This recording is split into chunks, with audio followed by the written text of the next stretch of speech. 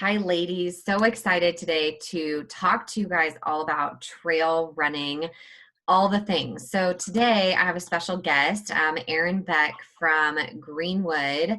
JackRabbit is here to talk to us all about shoes and some other things that go along with trail running. He's the store manager and he is super knowledgeable, super helpful. And so I thought I'd ask him to come on and kind of chat with us today just about trail running. So hi, Erin. Thanks for being here. We appreciate it. Hey, Whitney, absolutely. Thank you so much for letting me help you guys out today. So, Yeah. choose that's awesome. I'm very excited about that. I did bring out some options for you. I know we talked about some questions that you guys had, which is, do I actually need to buy trail shoes, right? That's one of the biggest things. And so I'm going to go over some of the main differences. I actually brought a couple of examples. So if you're just looking at a regular running shoe, take a Brooks Ghost, the new Ghost, for example. So one of the nice things it has is it does have some pretty decent tread on there, but it's more meant for like a flat surface. So like you could technically use it in it. It's just not going to have as much grip as what you're going to find in a different kind of trail shoe. And it's a lot more compact. If you look at the grip, it's a lot more together and smoother. Because if you take a trail shoe, like we have here, the Hoka Speedgoat 4, it's a lot more aggressive with the tread. Oh, It's a yeah.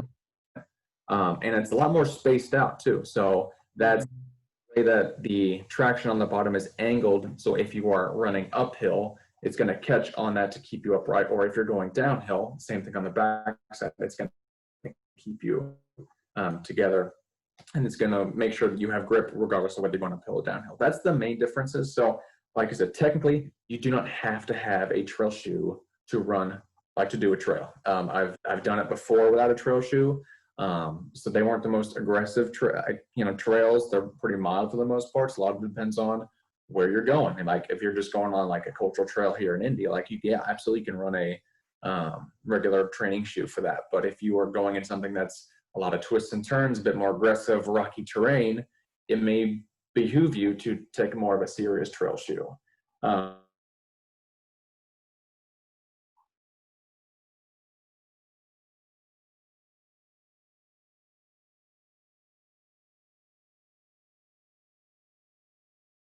And there are going to be some differences between those two, but that's them. So these also will have what they call a Vibram outsole. And so it's a lot of, regardless whether it's wet or dry conditions, we'll also be able to kind of hang you in there too. So that's just one option for that specific. Yeah.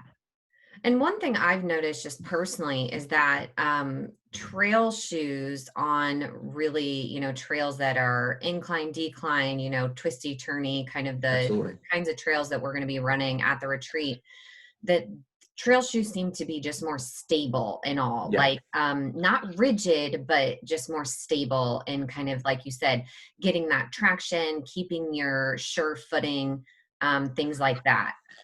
Right. So the kind of the premise of most trail shoes are going to be neutral. So like there's usually a neutral shoe and a stability shoe. If you ever Mm.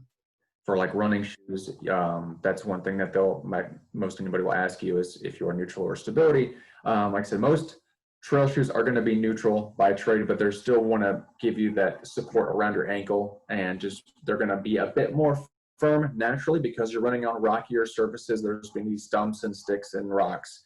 So as opposed to a regular shoe where you're just running on street, they're more a street shoe is more cushion based, where this is going to be a little bit more support based. Still going to have some cushion to it, but it's more for just protecting your foot from the elements.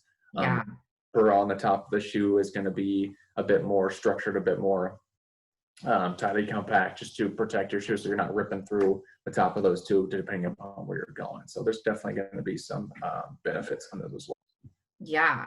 Yeah. And thanks for kind of pointing that out. I think it's dependent upon, where your comfortability is too. Right. If you, feel really comfortable in, a regular running shoe and that's where you're at, that's a great thing to use. If you want a little more, traction, a little more technicality in a shoe, kind of step it up to that like customized shoe. Yeah. So, it's kind of, it's a preference as well. Correct. There's definitely different types of trail shoes. Like I showed you what the Speedgoat was, there was another one that we carry in store from the brand Ultra, which is a bit more zero drop. So if you wanted to feel more so what like a trail feels, it's like just a kind of a closer feeling of that. That's where this would come in.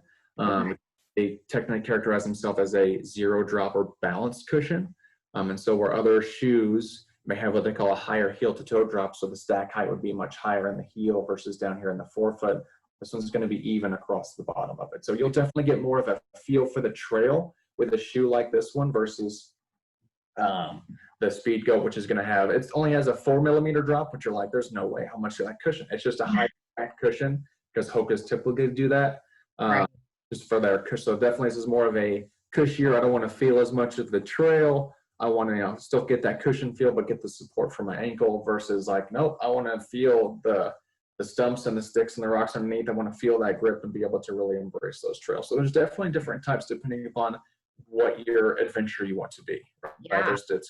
And these are just the two brands that we happen to carry in store. I know that on our online website, we carry some, Brooks has one, Saucony has one, Nike has a couple. So there's definitely others like, well, I've always worn Brooks shoes, or I've always worn this type of shoe. There's definitely a trail shoe within that same brand. And, worst case, they can always come in and we can get them fitted for a shoe, right? Because it's going to be similar to what that fit's going to be. We'll have no issues fitting them. We can use these as an example just so they get a feel of what a trail shoe feels like versus what a regular shoe feels like. And then really dive into like, okay, what have you gone with in the past? What are you looking for out of your retreat? Are you looking to really run through those hills, or some more of a walking trail for you, just as more scenery based, like just whatever your purpose for that will be able to help you out. Yeah. And that's a great point, because I think too, with the Transcend Running Retreat, these trails aren't going to be training runs. They're going to be experiences. Right. So we're going to be, running, but we might be stopping, taking photos, looking at the scenery. So a trail that might be a shorter trail may take a longer amount of time to complete. And so, kind of thinking about that too, when picking a shoe, if you're looking at picking a trail shoe, is kind of the longevity too of which you're going to be wearing it. Is it going to be trail running that's very short, or are you planning a trail run and kind of be out and about for an hour or an hour and a half, something like that? Yeah. So like I said, that's where some of the cushion come into play too. If you're going to be standing on your feet for a long time, you make something with a little bit more cushion versus like, I plan on running through this 3 to 6 mile trail, just boom, boom, boom. And just want that grip. So like I said, we'll definitely dive into all those. If they want to come in for like having questions, they can always reach out to me too as well. Like I love doing stuff like this just to kind of give an overview, but I'm always available for questions anytime. So we have Instagram pages, we have Facebook pages, or you can just email us. I'll be more than happy to answer any other questions that come around or anything personal fittings too. So yes, for sure. And I will always put that, I'll drop kind of all that information underneath this video in the Facebook group. So, but definitely ladies, reach out to Aaron. He's a great wealth of information. I know that, Aaron, you brought some other things to show us today. Do you want to talk a little bit about that? Yeah, so part of that too is being in a retreat in the area, nutrition is going to be a big deal, right? So I like, just knowing what that is, where you're going to be at, what the weather conditions are going to be like. One of the things I brought was some of these Noon tablets. It's hard to see with the light there. This one's more hydration based. So these are just tablets that you would pop in water. If you just got a bottle of water, just a little tablet, put in there, and it just dissolves. And it's just going to have some really excellent just abilities to give you some hydration. I use that when I'm running or when I'm working out. It's just it's nice to add flavor to the water anytime, but you just feel refreshed. It just keeps you hydrated when it's really hot outside. And that's what, it's got some vitamins and other great qualities in there. There's some goos that we have in there too. So a lot of these have been used in more of your, like if you're running a mini marathon or marathon, depending upon what you're doing with that, just different things to give you a little bit more energy throughout the day. If it gets hot out, you've been walking through hills and it's just been a long day in general. This is one of those things, and with several flavors, that's just kind of going to help you maintain that energy to really enjoy your trip. And so there's definitely several options in store for nutritional needs, and we'll have hats, we'll have like water bottle gear, definitely whatever you're looking for from a trail aspect, we're going to be able to take care of you.